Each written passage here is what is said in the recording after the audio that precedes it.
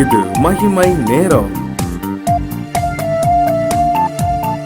ஆண்டவராகிய இயேசு கிறிஸ்துவின் ஈடு இணையற்ற நாமத்தில் மகிமை டிவி நேயர்களை அன்புடன் வாழ்த்தி வரவேற்கிறேன். இந்த மகிமை நேர நிகழ்ச்சி மூலமாக மீண்டுமாக உங்களை சந்திப்பதில் மிகுந்த சந்தோஷம். நாம் கீழ்ப்படி அப்படின்னு சொல்லி நம்ம தியானித்து வருகிறோம். நாம் கீழ்ப்படியும் போது ஆண்டவர் நம்மை ஆசீர்வதிக்கிறார். நாம் கீழ்ப்படியும் போது அவர் நம்மை மேன்மைப்படுத்துகிறார். நாம் அவருக்கு கீழ்ப்படியும் போது அவர் நம்மை கைவிட மாட்டார். அவர் நமக்கு பரிசுத்த ஆவியானவரை தந்தருவார்.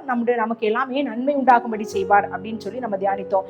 இந்த நாளில் நம்ம தியானிக்க போகிறோம், கீழ்ப்படிவதனால நாம் அற்புதம் பெற்றுக்கொள்வோம் அப்படின்றத நம்ம தியானிக்க போகிறோம். ஆண்டவருக்கு அவருடைய வார்த்தைக்கு நம்ம கீழ்ப்படியும் போது நாம் அற்புதத்தை பெற்றுக்கொள்கிறவர்களாக நம்ம காணப்படுவோம். அநேக நேரங்களில் நமக்கு ஒரு அற்புதம் நடந்துராதா, இந்த வாழ்க்கையில எனக்கு இந்த காரியத்துல ஒரு அற்புதம் நடந்தா மட்டும்தான் என்னால் இதை ஹேண்டில் பண்ண முடியும், இதில் எனக்கு அற்புதம் தான் நடக்கணும், வேற யாரும் எனக்கு உதவி செய்ய முடியாது அப்படின்னு சொல்லி அநேக சூழ்நிலைகளில் நம்ம இருக்கிறோம். ஆனால் நம்ம அவருடைய வார்த்தைக்கு கீழ்ப்படுகிறோமா அப்படின்னு சிந்திக்க அழைக்கப்படுகிறோம். அவருடைய வார்த்தைக்கு நம்ம கீழ்ப்படியும் போது அவர் நம்முடைய வாழ்விலே அற்புதம் செய்கிறவராக காணப்படுகிறார் அப்படின்றதுல எந்த விதமான சந்தேகம் இல்லை. யோவான் எழுதின சுவிசேஷம் 2ஆம் அதிகாரத்துல இந்த கானாவூர் கல்யாண வீட்டுல ஆண்டவர் தண்ணீரை திராட்சரசமாய் மாற்றினார். அவருடைய முதலாம் அற்புதத்தை அங்க செய்தார் அப்படின்னு சொல்லி நம்ம பார்க்கிறோம். அதற்கு மிக முக்கியமான காரணம் அப்படின்னு நம்ம பார்த்தோம் அப்படின்னா, அந்த வேலைக்காரர்கள் அவருடைய வார்த்தைக்கு கீழ்ப்படிந்ததுனால அந்த தண்ணீர் திராட்சரசமாய் மாற்றப்பட்டது அப்படின்றதுதான். தண்ணீரை அவங்க என்ன செய்றாங்க, அந்த கற்சாடிகள்ல நிரப்புங்க அப்படின்னு சொல்லி வேலைக்காரருக்கு இயேசு கிறிஸ்து சொல்லும் போது அவங்க எந்த வார்த்தையை மறு உத்தரவு எதுவுமே சொல்லலை. ஐயோ, அந்த ஜாடிகள் எல்லாம் சுத்திகரிப்புக்காக வைக்கப்பட்டதுக்கு அந்த இதுல போய் எப்படி நாங்க தண்ணி ஊத்துறது அப்படின்னு சொல்லி அவங்க எந்த கொஸ்டினும் அவங்க சொல்லவே இல்லை. அவர் என்ன சொல்றாரோ அதன்படி செய்யுங்க அப்படின்னு சொல்லி மரியாள் சொன்னதுனால அவருடைய வார்த்தைக்கு அப்படியே கீழ்ப்படிதாங்க. ஊத்துனதுக்கு அப்புறம் திருப்பி இங்க கொண்டு பந்தி விசாரிப்புக்காரர் அவங்களுக்கு தான் அந்த இதை ருசி பார்த்து அவங்க சொல்றாங்க, இதுவரைக்கும் நீங்க என்ன நல்ல ரசத்தை வச்சிருக்கீங்க, ரொம்ப ருசியா இருக்கு அப்படின்னு சொல்லி சொன்னாங்க. ஒருவேளை நம்முடைய வாழ்க்கையில ருசி இல்லாததாக வெறுமையாக நம்முடைய வாழ்க்கை காணப்படுகிறதா? தண்ணீரை போல எதுவுமே என்னுடைய வாழ்க்கையில இல்லை, நான் ஒரு வனாந்தரமான வாழ்க்கையை நான் வாழ்ந்து கொண்டிருக்கிறேன், என்னுடைய வாழ்க்கையில மிகவும் எல்லாமே வெறுமையாய் காணப்படுகிறது, எதுவுமே இல்லை அப்படின்னு சொல்லி ஒருவேளை கலங்கி கொண்டிருக்கிறீங்களா? அவருடைய வார்த்தைக்கு கீழ்ப்படியும் போது அந்த வெறுமையான காரியத்தை அவர் ருசி உள்ளதாக, ருசி இல்லாத காரியத்தை ருசி உள்ளதாக, உங்களுடைய வாழ்க்கை வெறுமையாய் காணப்படும் போது அவர் அற்புதமாய் அதை மாற்ற வல்லமை உள்ள தேவனா இருக்கிறார் அப்படின்றதுல எந்த விதமான சந்தேகம் இல்லை. ஆண்டவருடைய வார்த்தைக்கு அவர் என்ன சொல்லுகிறாரோ அதன்படி செய்யுங்க. அவர் என்ன உங்களுக்கு சொல்லணும், அவருடைய வார்த்தைகள் அவருடைய கட்டளைகளின்படி நீங்க நடக்கும்போது அவர் உங்களுடைய வாழ்க்கையிலே அற்புதத்தை செயலாற்ற வல்லவராய் இருக்கிறார் அப்படின்றதுல எந்த விதமான சந்தேகம் இல்லை. பேதுருடைய வாழ்க்கையில லூக்கா எழுதின சுவிசேஷம் 5ஆம் அதிகாரத்துல இந்த சம்பவத்தை நம்ம பார்க்கும்போது அந்த பேதுரு என்ன செய்யறான், அவன் வலைகளை அவன் அலசி கொண்டிருக்கிறான். அடுத்து அவனுக்கு அடுத்த நாள் அவன் போகணும் அப்படின்றதுக்காக அதை ப்ரிப்பேர் பண்ணி கொண்டிருக்கிற சூழ்நிலையில ஆண்டவர் சொல்றாரு, இந்த படகை நீ ஆழத்துல தள்ளி கொண்டு போ அப்படின்னு சொல்றாரு. அவன் அதை உடனே அந்த ஆண்டவருடைய வார்த்தைக்கு கீழ்ப்படிந்தான் அப்படின்றத பார்க்கிறோம். ஒருவேளை அவன் சொல்லியிருக்கலாம், நான் இதை என்னுடைய வலையெல்லாம் நான் சரி பண்ணி கொண்டு இருக்கிறேன், நான் அதனால நீங்க இந்த படகை தரேன், நீங்க இங்க இருந்தே நீங்க என்ன செய்யற பிரசங்கம் பண்ணுங்க அப்படின்னு சொல்லியிருக்கலாம். இல்ல என்னால முடியாது, நான் இதை செஞ்சுட்டு இருக்கனால நீங்க வேற இடத்துக்கு போகலாம் அப்படின்றத கூட சொல்லியிருக்கலாம். ஆனா நம்முடைய வாழ்க்கை நம்ம யோசித்து பாருங்க, ஆண்டவர் ஏதாவது ஒரு காரியத்தை சொல்லும் போது நாம் ஐயோ நான் இதை செஞ்சுட்டு இருக்கேன், இதை செஞ்சு முடிச்சிடுறேன், இல்ல இது இப்படி இருக்கு நான் இப்படி செய்யறேன் அப்படின்னு சொல்லி நம்ம ஒருவேளை அதை நம்ம செய்யாம நம்ம தள்ளி கடிக்கிறவராக நம்ம காணப்படுகிறோம். ஆனா இந்த பேதுரு முழுமையாக கீழ்ப்படிதான். சின்ன விஷயத்துலதான் தள்ளி போடு அப்படின்னு சொன்னோன்னே அந்த படகை தள்ளி விட்டான். அதன் மூலமாய் அநேகர் ஆசீர்வாதங்களை பெற்றுக்கொண்டாங்க அப்படின்றத பார்க்கிறோம். அடுத்து ஆழத்துல போய் வலை போடு அப்படின்னு சொல்லும் போது நாங்க ராத்திரி முழுதும் நாங்க கஷ்டப்பட்டோம், ஒன்னும் அகப்படலை அப்படின்னு சொல்லும் போதும் ஆகிலும் உங்களுடைய வார்த்தையின்படி நான் என்ன செய்யறேன், வலையை போடுறேன் அப்படின்னு சொல்லி வலை போடும்போது வலை கிளிய அவன் என்ன செஞ்சான், மீன் அவனுக்கு கிடைத்தது.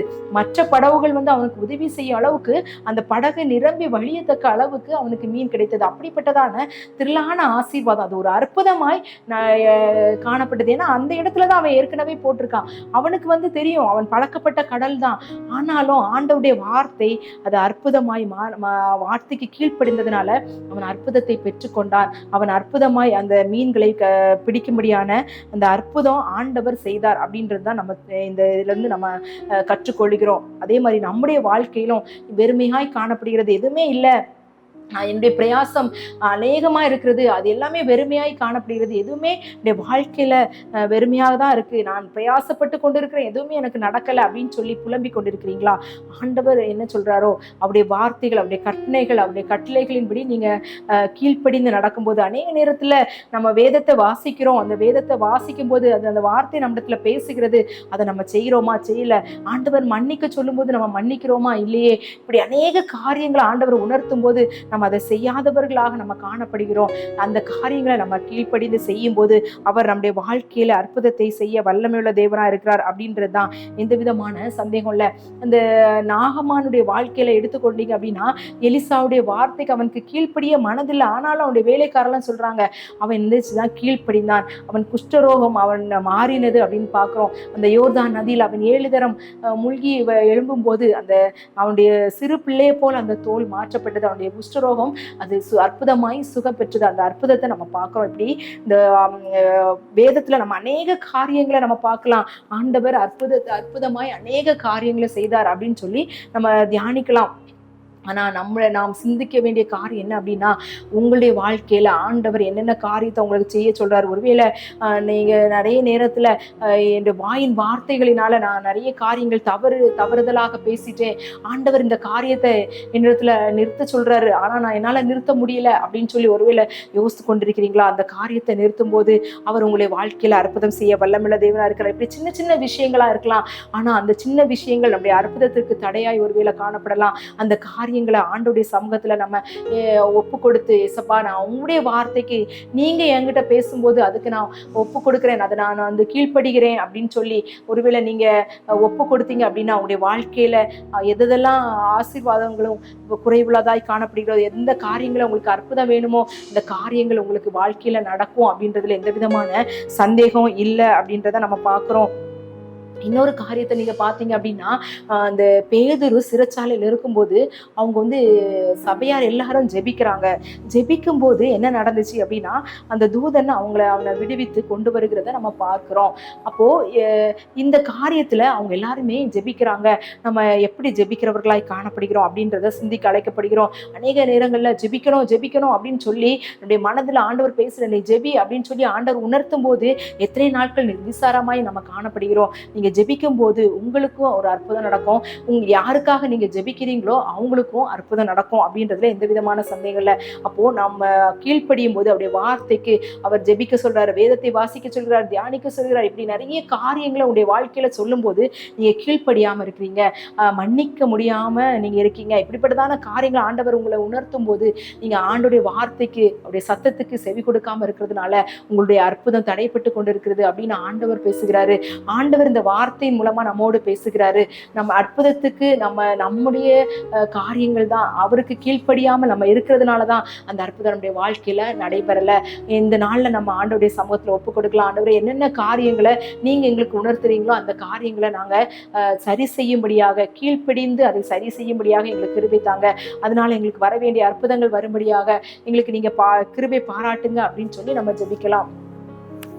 எங்களை அதிகமாய் நேசிக்கிற எங்கள் அன்பின் கர்த்தாவே, இந்த நாளில் ஆண்டவரே நாங்கள் உமக்குடைய வார்த்தைகளுக்கு நாங்கள் கீழ்ப்படியும் போது நீர் அற்புதம் செய்ய வல்லவர் அப்படின்றத நாங்கள் பார்க்குறோம். எங்களுடைய வாழ்க்கையில நீங்க அற்புதம் செய்வீங்க அப்படின்னு சொல்லி நாங்கள் பார்த்தோம். ஆண்டவரே நீங்க பேதுடைய வாழ்க்கையில அற்புதம் செய்வீங்க, கானாவூர் கல்யாணத்துல அற்புதம் செய்வீங்க, நாகமானுடைய காரியத்துல அற்புதம் செய்வீங்க, இப்படி கீழ்ப்படித்தவர்களுக்கு அற்புதம் செய்வீங்க அப்படின்னு சொல்லி நாங்கள் பார்க்குறோம். எங்களுடைய வாழ்க்கையில நீர் எங்களுக்கு உணர்த்தும் போது நாங்கள் ஜெபிக்காதவர்களாக, வேதத்தை வாசிக்காதவர்களாக, நாங்கள் மன்னிக்காதவர்களாக, எங்கள் வாயின் வார்த்தைகளினால ஆண்டவரே நாங்கள் செய்யக்கூடாத காரியங்களை செய்து கொண்டிருக்கோம். நீங்க செய்யக்கூடாது அப்படின்னு சொன்னதுக்கு அப்புறமும் மீண்டுமா இந்த காரியங்களை செய்து கொண்டிருக்கிறோம். இப்படிப்பட்டதான தவறான காரியங்களை ஆண்டவரே நீர் உணர்த்தும் போது அதற்கு செவி சாய்க்காமல் இருக்கிறோம். இப்படிப்பட்டதான காரியங்களை எங்களுடைய வாழ்க்கையிலிருந்து எடுத்து போடுங்க.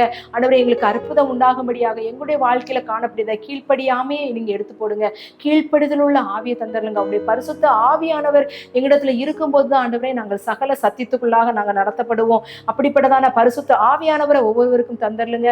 கீழ்ப்படிதல் உள்ளவர்களாக எங்களுடைய ஆசீர்வாதங்களையும் அற்புதங்களையும் பெற்றுக்கொள்ள எங்களுக்கு கிருபை தாங்க. எங்களை தாழ்த்துகிறோம், பெருமையாக்குகிறோம். நீர் பெருக நாங்கள் சிறுக. இயேசுவின் மூலம் ஜெபிக்கிறோம் நல்ல பிதாவே, ஆமென்.